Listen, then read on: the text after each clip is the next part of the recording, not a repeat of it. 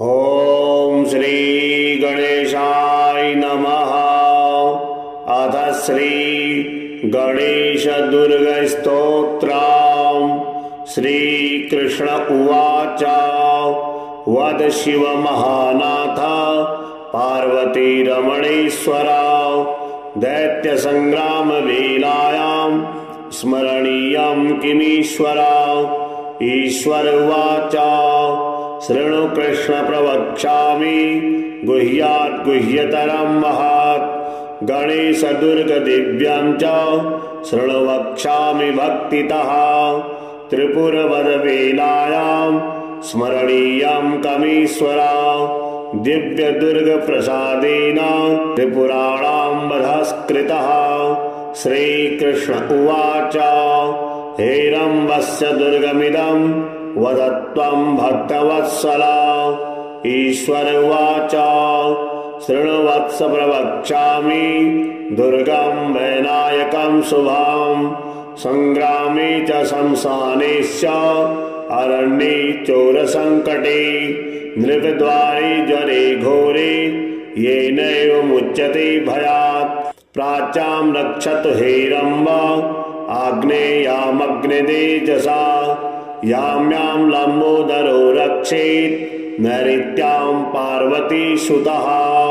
प्रतीच्यां वक्रतुण्डस्य वायव्यां वरद प्रभुः। गणेशः पातु औदिच्यां ईशान्यामीश्वरस्तथा। ऊर्ध्वं रक्षेत् धूम्रवर्णो यदस्तात् पापनाशनः। एवं दश दिशो रक्षेत् हेरम्बो विघ्ननाशनः। हेरम्बस्य दुर्गमिदं त्रिकालं यः पठेन्नरः कोटिजन्म कृतं पापम् एकावृत्तेन नश्यति। गणेशाङ्गारशेषेण दिव्यदुर्गेण मन्त्रितां ललाटं चर्चितं येन त्रैलोक्यवशमानयेत्। मात्रागमसहस्राणि सुरापानि शतानि च तत्क्षणात्तानि नश्यन्ति गणेशतीर्थवदनात्। नैवेद्यं वक्रतुण्डस्य नरो भुङ्क्ते तु भक्तितः। राज्यदानसहस्राणि तेषां फलमवाप्नुयात्। कदाचित् पठ्यते भक्त्या हेरम्बस्य प्रसादतः। शाकनी डाकनी भूता प्रेतवेताल राक्षसा ब्रह्म राक्षस कूष्माण्डाः प्रणश्यन्ति न दूरतः। भूर्जेवाटाडपत्रेव दुर्गं हेरम्बमालिखे। करमूले धृतं येन करस्थाः सर्वसिद्धयः। एकमावर्तनं भक्त्या पठेन्नित्यं तु यो नरः। कल्पकोटिसहस्राणि शिवलोके महीयते। लिङ्गदानसहस्राणि पृथिव्यदानि शतानि च। गजदानसहस्रं च गणेशस्तवनात्फलम्। श्रीकृष्ण उवाच।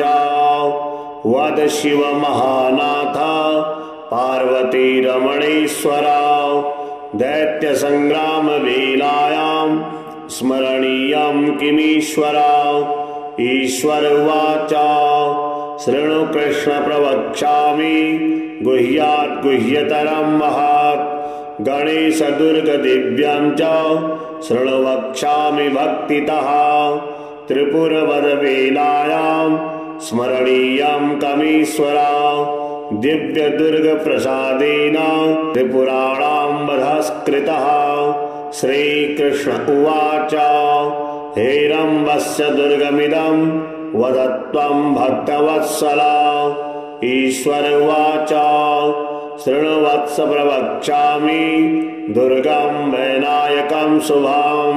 संग्रामे च शमशानेश्च अरण्ये चोरसङ्कटे नृपद्वारे ज्वरे घोरे येनैव मुच्यते भयात्। प्राच्यां रक्षतु हेरम्ब आग्नेयामग्नितेजसा। यां यां लम्बोदरो रक्षेत् नैऋत्यां पार्वती सुतः।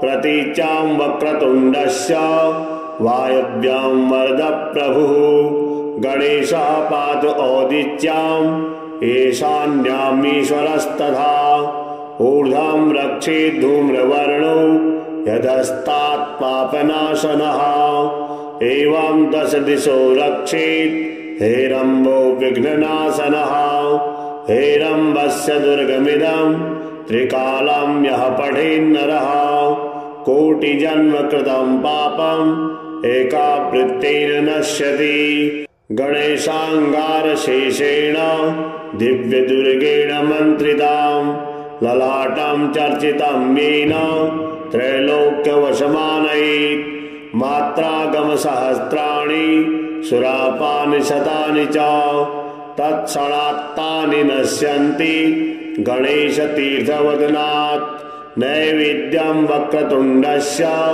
नरो भुङ्क्ते तु भक्तितः राज्यदानसहस्राणि तेषां फलमवाप्नुयात् कदाचित् पठ्यते भक्त्या हेरम्बस्य प्रसादतः शाकनी डाकनी भूता प्रेतवेतालराक्षसा ब्रह्मराक्षसकूष्माण्डाः प्रणश्यन्ति न दूरतः भूर्जीवाटाडपत्रेव दुर्गं हेरम्बमालिखे करमूले धृतं येन करस्थाः सर्वसिद्धयः एकमावर्तनं भक्त्या पठेन्नित्यं तु यो नरः कल्पकोटिसहस्राणि शिवलोके महीयते लिङ्गदानसहस्राणि पृथिव्यदानि शतानि च गजदानसहस्रं च गणेशस्तवनात् फलम्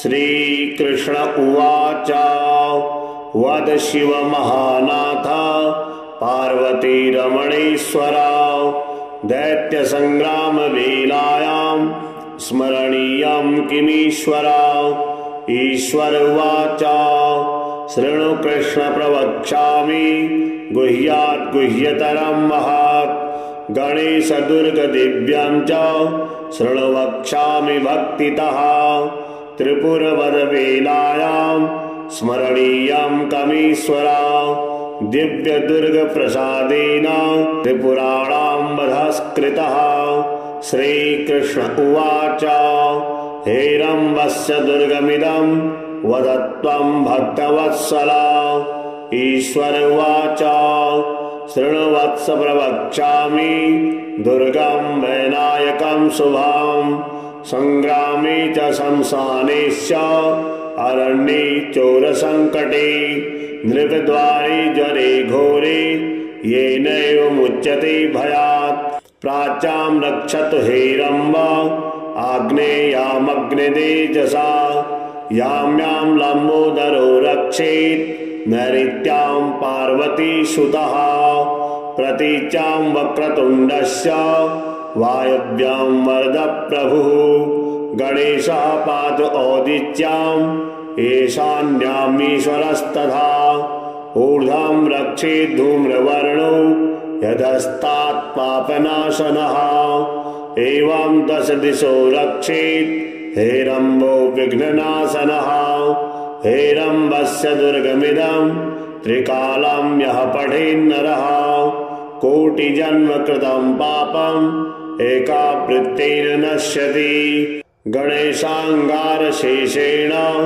दिव्यदुर्गेण मन्त्रितां ललाटं चर्चितं येन त्रैलोक्यवशमानयेत् मात्रागमसहस्राणि सुरापानि शतानि च तत्क्षणात्तानि नश्यन्ति गणेशतीर्थवदनात् नैवेद्यं वक्रतुण्डस्य नरो भुङ्क्ते तु भक्तितः राज्यदानसहस्राणि तेषां फलमवाप्नुयात् कदाचित् पठ्यते भक्त्या हेरम्बस्य प्रसादतः शाकनी डाकनी भूता प्रेतवेतालराक्षसा ब्रह्मराक्षसकूष्माण्डाः प्रणश्यन्ति न दूरतः भूर्जीवाटाडपत्रेव दुर्गं हेरम्बमालिखे करमूले धृतं येन करस्थाः सर्वसिद्धयः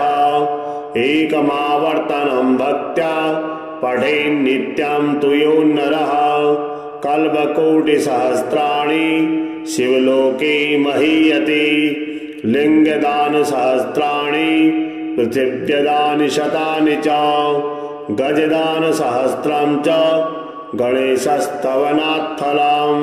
श्रीकृष्ण उवाच वद शिव महानाथ पार्वतीरमणेश्वर दैत्यसङ्ग्रामवेलायां स्मरणीयं किमीश्वर। ईश्वर उवाच शृणु कृष्ण प्रवक्ष्यामि गुह्यात् गुह्यतरं महत् गणेश दुर्ग दिव्यं च शृणु वक्ष्यामि भक्तितः त्रिपुरवरवेलायां स्मरणीयं कमीश्वर दिव्य दुर्ग प्रसादेन त्रिपुराणां वधस्कृतः। श्रीकृष्ण उवाच हेरम्बस्य दुर्गमिदं वदत्वं भक्तवत्सल। ईश्वर उवाच शृणु वत्स प्रवक्ष्यामि दुर्गं वैनायकं शुभं संग्रामे च शमशानेश्च अरण्ये चोरसङ्कटे नृपद्वारे ज्वरे घोरे येनैव मुच्यते भयात् प्राच्यां रक्षतु हेरम्ब आग्नेयामग्नितेजसा यां यां लम्बोदरो रक्षेत् नैऋत्यां पार्वतीसुतः प्रतीच्यां वक्रतुण्डस्य वायव्यां वरदप्रभुः गणेशः पातु औदिच्यां ईशान्यामीश्वरस्तथा ऊर्ध्वं रक्षेत् धूम्रवर्णो यदस्तात् पापनाशनः एवं दश दिशो रक्षेत् हेरम्बो विघ्ननाशनः। हेरम्बस्य दुर्गमिदं त्रिकालं यः पठेन्नरः कोटिजन्म कृतं पापम् एकावृत्तेन नश्यति। गणेशाङ्गारशेषेण दिव्यदुर्गेण मन्त्रितां ललाटं चर्चितं येन त्रैलोक्यवशमानयेत् मात्रागमसहस्राणि सुरापानि शतानि च तत्क्षणात्तानि नश्यन्ति गणेशतीर्थवदनात्। नैवेद्यं वक्रतुण्डस्य नरो भुङ्क्ते तु भक्तितः राज्यदानसहस्राणि तेषां फलमवाप्नुयात् कदाचित् पठ्यते भक्त्या हेरम्बस्य प्रसादतः शाकनी डाकनी भूता प्रेतवेतालराक्षसा ब्रह्मराक्षसकूष्माण्डाः प्रणश्यन्ति न दूरतः भूर्जीवाटाडपत्रेव दुर्गं हेरम्बमालिके करमूले धृतं येन करस्थाः सर्वसिद्धयः एकमावर्तनं भक्त्या पठेन् नित्यं तु यो नरः कल्पकोटिसहस्राणि शिवलोके महीयते लिङ्गदानसहस्राणि पृथिव्यदानि शतानि च गजदानसहस्रं च गणेशस्तवनात् फलम्। श्रीकृष्ण उवाच वद शिव महानाथ पार्वतीरमणेश्वर दैत्यसङ्ग्रामवेलायां स्मरणीयं किमीश्वर। ईश्वर उवाच शृणु कृष्ण प्रवक्ष्यामि गुह्यात् गुह्यतरं महत् गणेश दुर्ग दिव्यं च शृणु वक्ष्यामि भक्तितः त्रिपुरवरवेलायां स्मरणीयं कमीश्वर दिव्य दुर्ग प्रसादेन त्रिपुराणां वधस्कृतः। श्रीकृष्ण उवाच हेरम्बस्य दुर्गमिदं वदत्वं भक्तवत्सल। ईश्वर उवाच शृणु वत्स प्रवक्ष्यामि दुर्गं वैनायकं शुभं संग्रामे च शमशानेश्च अरण्ये चोरसङ्कटे नृपद्वारे ज्वरे घोरे येनैव मुच्यते भयात्। प्राच्यां रक्षतु हेरम्ब आग्नेयामग्नितेजसा यां यां लम्बोदरो रक्षेत् नैऋत्यां पार्वतीसुतः। प्रतीच्यां वक्रतुण्डस्य वायव्यां वरदप्रभुः गणेशः पातु औदिच्याम् ईशान्यामीश्वरस्तथा। ऊर्ध्वं रक्षेत् धूम्रवर्णो यदस्तात् पापनाशनः। एवं 10 दिशो रक्षेत् हेरम्बो विघ्ननाशनः। हेरम्बस्य दुर्गमिदं त्रिकालं यः पठेन्नरः कोटिजन्म कृतं पापम् एकावृत्तेन नश्यति।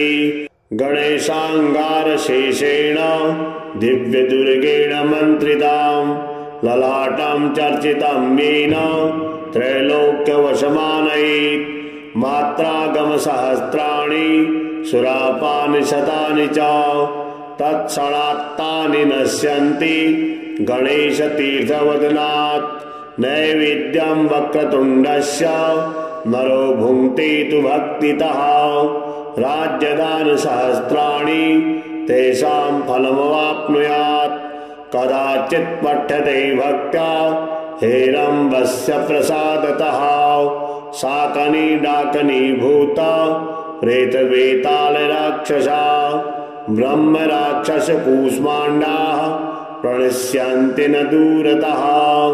भूर्जीवाटाडपत्रेव दुर्गं हेरम्बमालिखे करमूले धृतं येन करस्थाः सर्वसिद्धयः।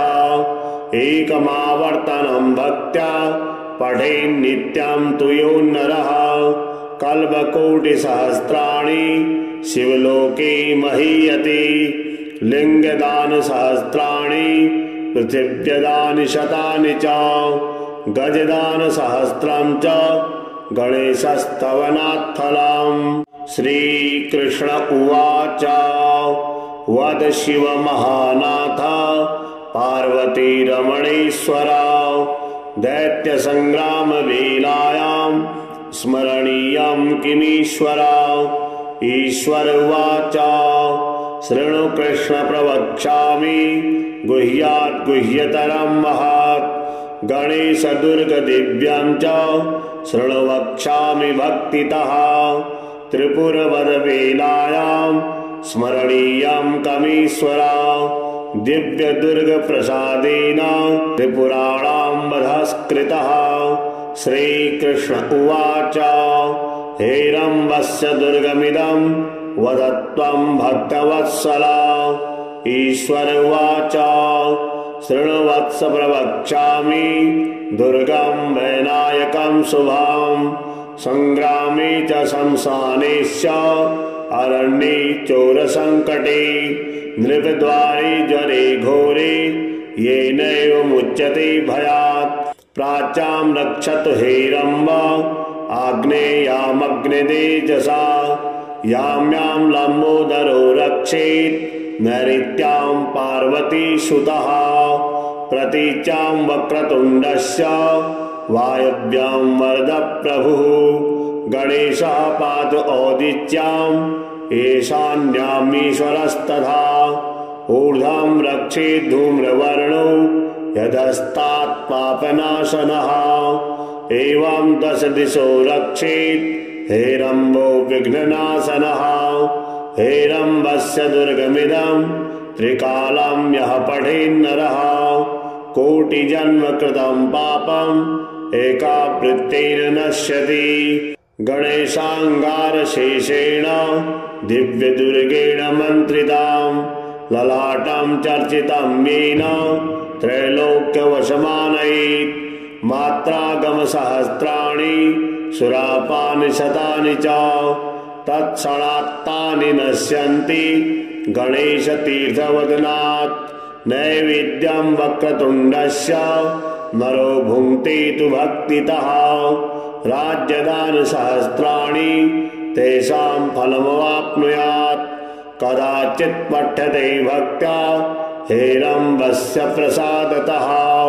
शाकनी डाकनी भूता प्रेतवेतालराक्षसा ब्रह्मराक्षसकूष्माण्डाः प्रणश्यन्ति न दूरतः भूर्जीवाटाडपत्रेव दुर्गं भैरम्बमालिके करमूले धृतं येन करस्थाः सर्वसिद्धयः एकमावर्तनं भक्त्या पठेन्नित्यं तु यो नरः कल्पकोटिसहस्राणि शिवलोके महीयते लिङ्गदानसहस्राणि पृथिव्यदानि शतानि च गजदानसहस्रं च गणेशस्तवनात्फलम् श्रीकृष्ण उवाच वद शिव महानाथ पार्वती रमणेश्वर दैत्यसङ्ग्रामवेलायां स्मरणीयं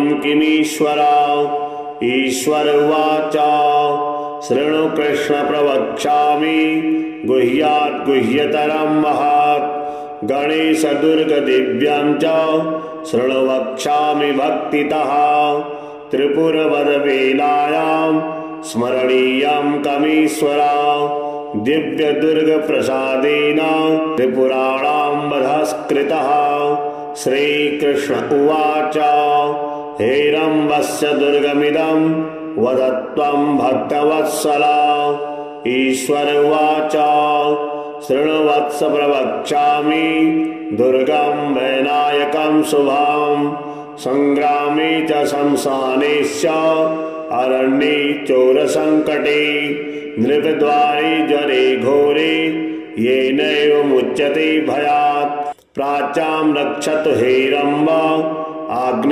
आग्नेयामग्नितेजसा यां यां लम्बोदरो रक्षेत् नैऋत्यां पार्वतीसुतः प्रतीच्यां वक्रतुण्डस्य वायव्यां वरदप्रभुः गणेशः पातु औदिच्यां ईशान्यामीश्वरस्तथा ऊर्ध्वं रक्षेत् धूम्रवर्णो यदस्तात् पापनाशनः एवं दश दिशो रक्षेत् हेरम्बो विघ्ननाशनः हेरम्बस्य दुर्गमिदं त्रिकालं यः पठेन्नरः कोटिजन्म कृतं पापम् एकावृत्तेन नश्यति गणेशाङ्गारशेषेण दिव्यदुर्गेण मन्त्रितां ललाटं चर्चितं येन त्रैलोक्यवशमानयेत् मात्रागमसहस्राणि सुरापानि शतानि च तत्क्षणात्तानि नश्यन्ति गणेशतीर्थवदनात् नैवेद्यं वक्रतुण्डस्य नरो भुङ्क्ते तु भक्तितः राज्यदानसहस्राणि तेषां फलमवाप्नुयात् कदाचित् पठ्यते भक्त्या हेरम्बस्य प्रसादतः शाकनी डाकनी भूता प्रेतवेतालराक्षसा ब्रह्मराक्षसकूष्माण्डाः प्रणश्यन्ति न दूरतः भूर्जीवाटाडपत्रेव दुर्गं भैरम्बमालिके करमूले धृतं येन करस्थाः सर्वसिद्धयः एकमावर्तनं भक्त्या पठेन्नित्यं तु यो नरः कल्पकोटिसहस्राणि शिवलोके महीयते लिङ्गदानसहस्राणि पृथिव्यदानि शतानि च गजदानसहस्रं च गणेशस्तवनात्फलम् श्रीकृष्ण उवाच वद शिव महानाथ पार्वती रमणेश्वर दैत्यसङ्ग्रामवेलायां स्मरणीयं किमीश्वर ईश्वर उवाच शृणु कृष्ण प्रवक्ष्यामि गुह्यात् गुह्यतरं महत् गणेश दुर्ग दिव्यं च शृणु वक्ष्यामि भक्तितः त्रिपुरवरवेलायां स्मरणीयं कमीश्वर दिव्य दुर्ग प्रसादेन त्रिपुराणां वधस्कृतः श्रीकृष्ण उवाच हेरम्बस्य दुर्गमिदं वदत्वं भक्तवत्सल ईश्वर उवाच शृण्वत्स प्रवक्ष्यामि दुर्गं वैनायकं शुभं संग्रामे च शमशाने च अरण्ये चोरसङ्कटे नृपद्वारे ज्वरे घोरे येनैव मुच्यते भयात् प्राच्यां रक्षतु हेरम्ब आग्नेयामग्नितेजसा यां यां लम्बोदरो रक्षेत् नैऋत्यां पार्वती सुतः प्रतीच्यां वक्रतुण्डस्य वायव्यां वरदप्रभुः गणेशः पातु औदिच्याम् ईशान्यामीश्वरस्तथा ऊर्ध्वं रक्षेत् धूम्रवर्णो यदस्तात् पापनाशनः एवं 10 दिशो रक्षेत् हेरम्बो विघ्ननाशनः हेरम्बस्य दुर्गमिदं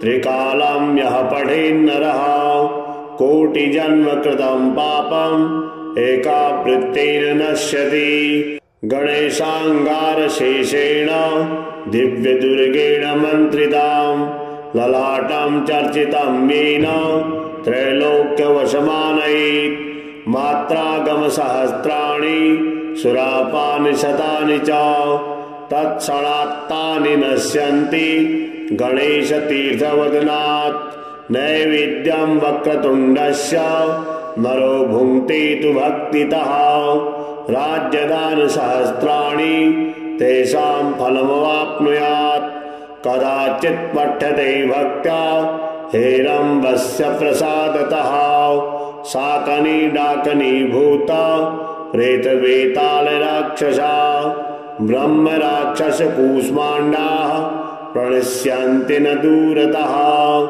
भूर्जीवाटाडपत्रेव दुर्गं हेरम्बमालिके करमूले धृतं येन करस्थाः सर्वसिद्धयः एकमावर्तनं भक्त्या पठेन्नित्यं तु यो नरः कल्पकोटिसहस्राणि शिवलोके महीयते लिङ्गदानसहस्राणि पृथिव्यदानि शतानि च गजदानसहस्रं च गणेशस्तवनात् फलम् श्रीकृष्ण उवाच वद शिव महानाथ पार्वती रमणेश्वर दैत्यसंग्राम वेलायां स्मरणीयं किमीश्वर ईश्वर उवाच शृणु कृष्ण प्रवक्ष्यामि गुह्यात् गुह्यतरं महत् गणेश दुर्ग दिव्यं च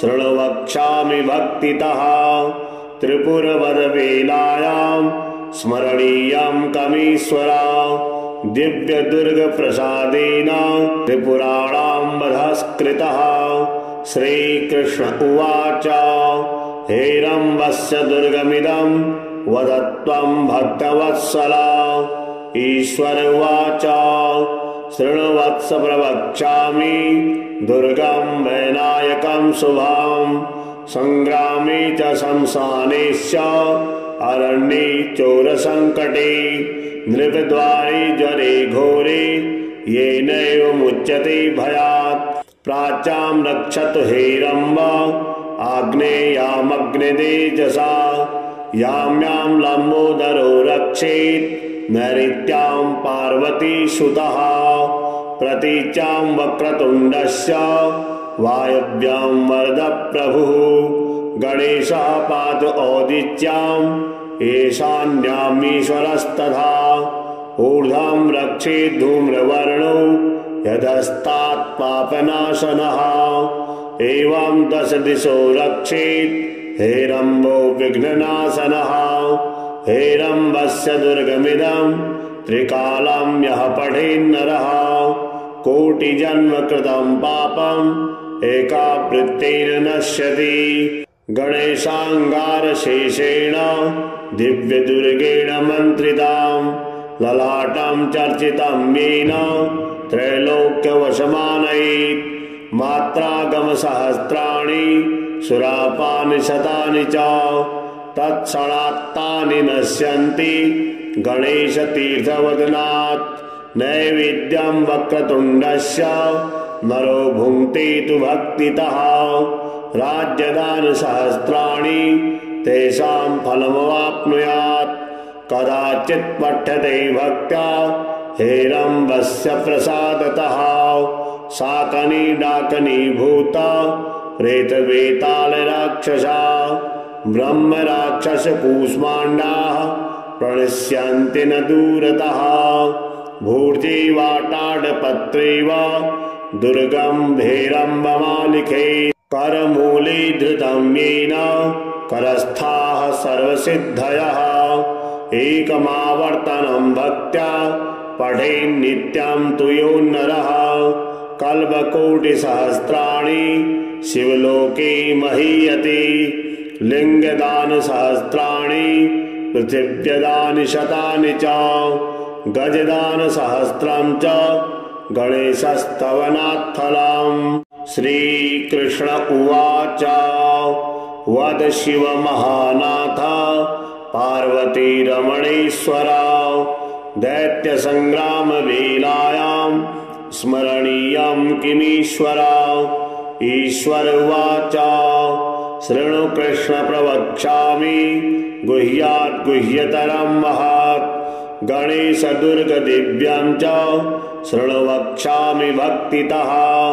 त्रिपुरवद वेलायां स्मरणीयं कमीश्वर। दिव्य दुर्ग प्रसादेन त्रिपुराणां वधस्कृतः। श्रीकृष्ण उवाच हेरम्बस्य दुर्गमिदं वदत्वं भक्तवत्सल। ईश्वर उवाच शृणु वत्स प्रवक्ष्यामि दुर्गं वैनायकं शुभं। संग्रामे च शंसानेश्च अरण्ये चोरसङ्कटे नृपद्वारे ज्वरे घोरे येनैव मुच्यते भयात्। प्राच्यां रक्षतु हेरम्ब आग्नेयामग्नितेजसा यां यां लम्बोदरो रक्षेत् नैऋत्यां पार्वतीसुतः। प्रतीच्यां वक्रतुण्डस्य वायव्यां वरदप्रभुः। गणेशः पातु औदिच्यां ईशान्यामीश्वरस्तथा। ऊर्ध्वं रक्षेत् धूम्रवर्णो यदस्तात् पापनाशनः।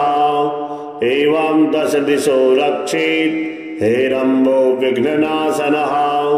हेरम्बस्य दुर्गमिदं त्रिकालं यः पठेन्नरः कोटिजन्म कृतं पापम् एकावृत्तेन नश्यति। गणेशाङ्गारशेषेण दिव्यदुर्गेण मन्त्रितां ललाटं चर्चितं येन त्रैलोक्यवशमानयेत्। मात्रागमसहस्राणि सुरापानि शतानि च तत्क्षणात्तानि नश्यन्ति गणेशतीर्थवदनात्। नैवेद्यं वक्रतुण्डस्य नरो भुङ्क्ते तु भक्तितः। राज्यदानसहस्राणि तेषां फलमवाप्नुयात्। कदाचित् पठ्यते भक्त्या हेरम्बस्य प्रसादतः शाकनी डाकनी भूता प्रेतवेतालराक्षसा ब्रह्म राक्षस कूष्माण्डाः प्रणश्यन्ति न दूरतः। भूर्जीवाटाडपत्रेव दुर्गम्भीरम्बमालिके करमूले धृतं येन करस्थाः सर्वसिद्धयः।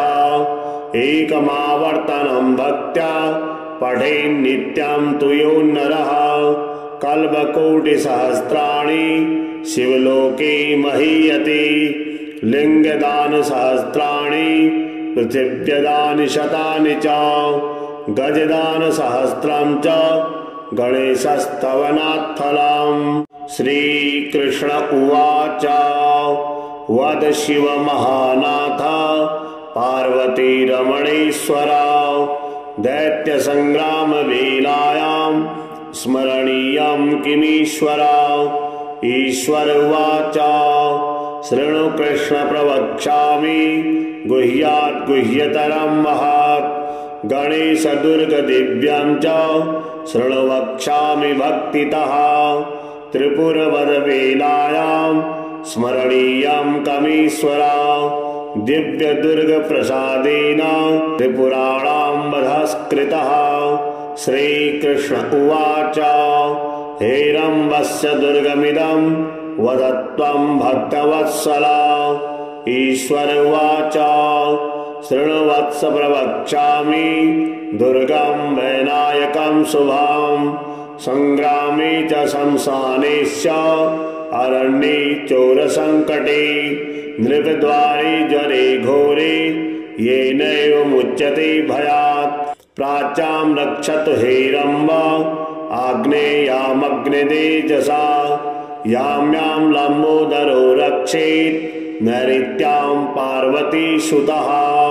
प्रतीच्यां वक्रतुण्डस्य वायव्यां वरदप्रभुः। गणेशः पातु औदिच्यां ईशान्यामीश्वरस्तथा। ऊर्ध्वं रक्षेत् धूम्रवर्णो यदस्तात् पापनाशनः। एवं 10 दिशो रक्षेत् हेरम्बो विघ्ननाशनः। हेरम्बस्य दुर्गमिदं त्रिकालं यः पठेन्नरः कोटिजन्म कृतं पापम् एकावृत्तेन नश्यति। गणेशाङ्गारशेषेण दिव्यदुर्गेण मन्त्रितां ललाटं चर्चितं येन त्रैलोक्यवशमानयेत्। मात्रागमसहस्राणि सुरापानि शतानि च तत्क्षणात्तानि नश्यन्ति गणेशतीर्थवदनात्। नैवेद्यं वक्रतुण्डस्य नरो भुङ्क्ते तु भक्तितः। राज्यदानसहस्राणि तेषां फलमवाप्नुयात्। कदाचित् पठ्यते भक्त्या हेरम्बस्य प्रसादतः। शाकनी डाकनी भूता प्रेतवेतालराक्षसा ब्रह्मराक्षसकूष्माण्डाः प्रणश्यन्ति न दूरतः। भूर्जीवाटाडपत्रेव दुर्गं हेरम्बमालिखे। करमूले धृतं येन करस्थाः सर्वसिद्धयः। एकमावर्तनं भक्त्या पठेन्नित्यं तु यो नरः। कल्पकोटिसहस्राणि शिवलोके महीयते। लिङ्गदानसहस्राणि पृथिव्यदानि शतानि च। गजदानसहस्रं च गणेशस्तवनात्फलम्। श्रीकृष्ण उवाच वद शिव महानाथ पार्वती रमणेश्वर। दैत्यसङ्ग्रामवेलायां स्मरणीयं किमीश्वर। ईश्वर उवाच शृणु कृष्ण प्रवक्ष्यामि गुह्यात् गुह्यतरं महत्। गणेश दुर्ग दिव्यं च शृणु वक्ष्यामि भक्तितः। त्रिपुरवदवेलायां स्मरणीयं कमीश्वर। दिव्यदुर्गप्रसादेन त्रिपुराणां वधस्कृतः। श्रीकृष्ण उवाच हेरम्बस्य दुर्गमिदं वद त्वं भक्तवत्सल। ईश्वर उवाच शृण्वत्स प्रवक्ष्यामि दुर्गं वैनायकं शुभं। संग्रामे च शंसाने च अरण्ये चोरसङ्कटे नृपद्वारे ज्वरे घोरे येनैव मुच्यते भयात्। प्राच्यां रक्षतु हेरम्ब आग्नेयामग्नितेजसा। यां यां लम्बोदरो रक्षेत् नैऋत्यां पार्वतीसुतः। प्रतीच्यां वक्रतुण्डस्य वायव्यां वरदप्रभुः। गणेशः पातु औदिच्यां ईशान्यामीश्वरस्तथा। ऊर्ध्वं रक्षेत् धूम्रवर्णो यदस्तात् पापनाशनः। एवं 10 दिशो रक्षेत् हेरम्बो विघ्ननाशनः। हेरम्बस्य दुर्गमिदं त्रिकालं यः पठेन्नरः कोटिजन्म कृतं पापम् एकावृत्तेन नश्यति। गणेशाङ्गारशेषेण दिव्यदुर्गेण मन्त्रितां ललाटं चर्चितं येन त्रैलोक्यवशमानयेत्। मात्रागमसहस्राणि सुरापानि शतानि च तत्क्षणात्तानि नश्यन्ति गणेशतीर्थवदनात् नैवेद्यं वक्रतुण्डस्य नरो भुङ्क्ते तु भक्तितः राज्यदानसहस्राणि तेषां फलमवाप्नुयात् कदाचित् पठ्यते भक्त्या हेरम्बस्य प्रसादतः शाकनी डाकनी भूता प्रेतवेतालराक्षसा ब्रह्मराक्षसकूष्माण्डाः प्रणश्यन्ति न दूरतः भूर्जीवाटाडपत्रेव दुर्गम्भीरम्बमालिके करमूले धृतं येन करस्थाः सर्वसिद्धयः एकमावर्तनं भक्त्या पठेन्नित्यं तु यो नरः कल्पकोटिसहस्राणि शिवलोके महीयते लिङ्गदानसहस्राणि पृथिव्यदानि शतानि च गजदानसहस्रं च गणेशस्तवनात् फलम्। श्रीकृष्ण उवाच वद शिव महानाथ पार्वती रमणेश्वर दैत्य संग्राम वेलायां स्मरणीयं किमीश्वर ईश्वर उवाच शृणु कृष्ण प्रवक्ष्यामि गुह्यात् गुह्यतरं महत् गणेश दुर्ग दिव्यं च शृणु वक्ष्यामि भक्तितः त्रिपुरवद वेलायां स्मरणीयं कमीश्वर दिव्य दुर्ग प्रसादेन त्रिपुराणां वधस्कृतः।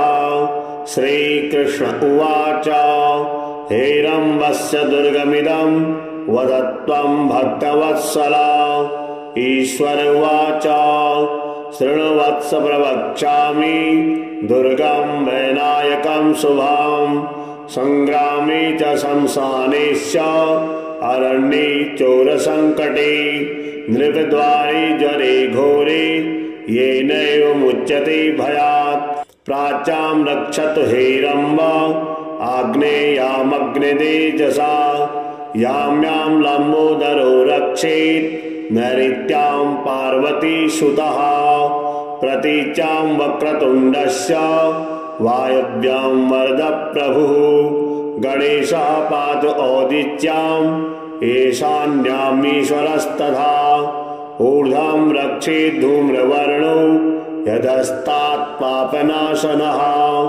एवं दश दिशो रक्षेत् हेरम्बो विघ्ननाशनः हेरम्बस्य दुर्गमिदं त्रिकालं यः पठेन्नरः कोटिजन्म कृतं पापम् एकावृत्तेन नश्यति गणेशाङ्गारशेषेण दिव्यदुर्गेण मन्त्रितां ललाटं चर्चितं येन त्रैलोक्यवशमानयेत् मात्रागमसहस्राणि सुरापानि शतानि च तत्क्षणात्तानि नश्यन्ति गणेशतीर्थवदनात् नैवेद्यं वक्रतुण्डस्य नरो भुङ्क्ते तु भक्तितः राज्यदानसहस्राणि तेषां फलमवाप्नुयात् कदाचित् पठ्यते भक्त्या हेरम्बस्य प्रसादतः शाकनी डाकनी भूता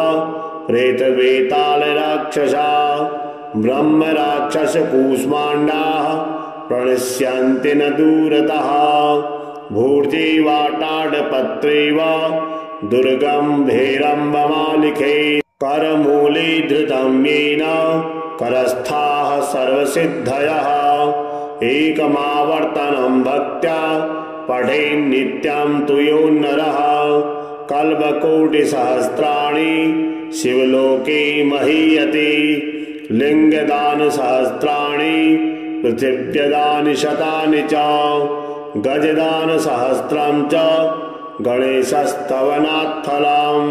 श्रीकृष्ण उवाच वद शिव महानाथ पार्वती रमणेश्वर दैत्य संग्राम वेलायां स्मरणीयं किमीश्वर ईश्वर उवाच शृणु कृष्ण प्रवक्ष्यामि गुह्यात् गुह्यतरं महत् गणेश दुर्ग दिव्यं च शृणु वक्ष्यामि भक्तितः त्रिपुरवद वेलायां स्मरणीयं कमीश्वरा दिव्य दुर्ग प्रसादेन त्रिपुराणां वधस्कृतः श्रीकृष्ण उवाच हेरम्बस्य दुर्गमिदं वदत्वं भक्तवत्सला ईश्वर उवाच शृणुवत्स प्रवक्ष्यामि दुर्गं वैनायकं शुभं संग्रामे च शमशानेश्च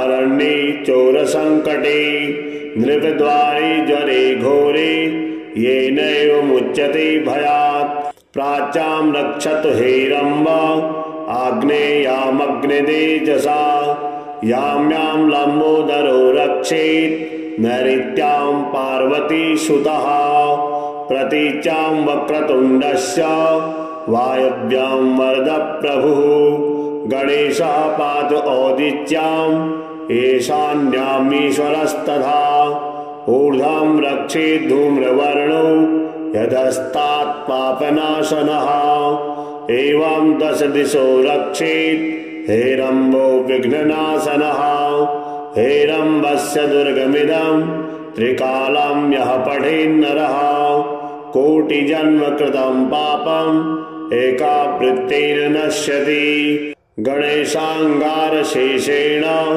दिव्यदुर्गेण मन्त्रितां ललाटं चर्चितं येन त्रैलोक्यवशमानयेत् मात्रागमसहस्राणि सुरापानि शतानि च तत्क्षणात्तानि नश्यन्ति गणेशतीर्थवदनात् नैवेद्यं वक्रतुण्डस्य नरो भुङ्क्ते तु भक्तितः राज्यदानसहस्राणि तेषां फलमवाप्नुयात् कदाचित् पठ्यते भक्त्या हेरम्बस्य प्रसादतः शाकनी डाकनी भूता प्रेतवेतालराक्षसा ब्रह्मराक्षसकूष्माण्डाः प्रणश्यन्ति न दूरतः भूर्जीवाटाडपत्रेव दुर्गं हेरम्बमालिखे करमूले धृतं येन करस्थाः सर्वसिद्धयः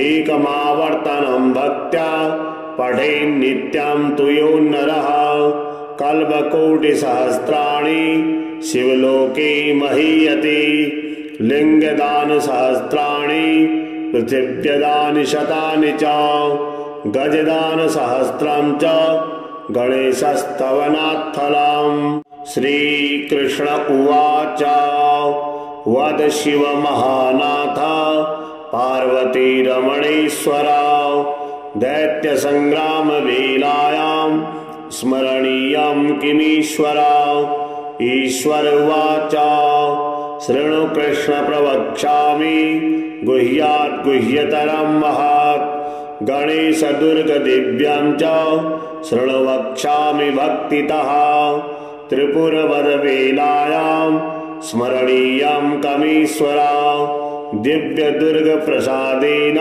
त्रिपुराणां वधस्कृतः श्रीकृष्ण उवाच हेरम्बस्य दुर्गमिदं वदत्वं भक्तवत्सला ईश्वर उवाच शृणुवत्स प्रवक्ष्यामि दुर्गं वैनायकं शुभं संग्रामे च शमशानेश्च अरण्ये चोरसङ्कटे नृपद्वारे ज्वरे घोरे येनैव मुच्यते भयात् प्राच्यां रक्षतु हेरम्ब आग्नेयामग्नितेजसा यां यां लम्बोदरो रक्षेत् नैऋत्यां पार्वतीसुतः प्रतीच्यां वक्रतुण्डस्य वायव्यां वरदप्रभुः गणेशः पातु औदिच्यां ईशान्यामीश्वरस्तथा ऊर्ध्वं रक्षेत् धूम्रवर्णो यदस्तात् पापनाशनः एवं 10 दिशो रक्षेत् हेरम्बो विघ्ननाशनः हेरम्बस्य दुर्गमिदं त्रिकालं यः पठेन्नरः कोटिजन्म कृतं पापम् एकावृत्तेन नश्यति। गणेशाङ्गारशेषेण दिव्यदुर्गेण मन्त्रितां ललाटं चर्चितं येन त्रैलोक्यवशमानयेत्। मात्रागमसहस्राणि सुरापानि शतानि च तत्क्षणात्तानि नश्यन्ति गणेशतीर्थवदनात्। नैवेद्यं वक्रतुण्डस्य नरो भुङ्क्ते तु भक्तितः।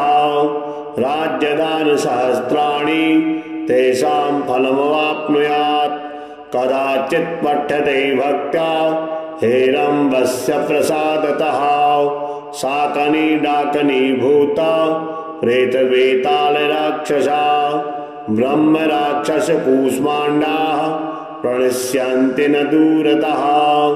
भूर्जीवाटाडपत्रेव दुर्गम्भीरम्बमालिके करमूले धृतं येन करस्थाः सर्वसिद्धयः। एकमावर्तनं भक्त्या पठेन्नित्यं तु यो नरः।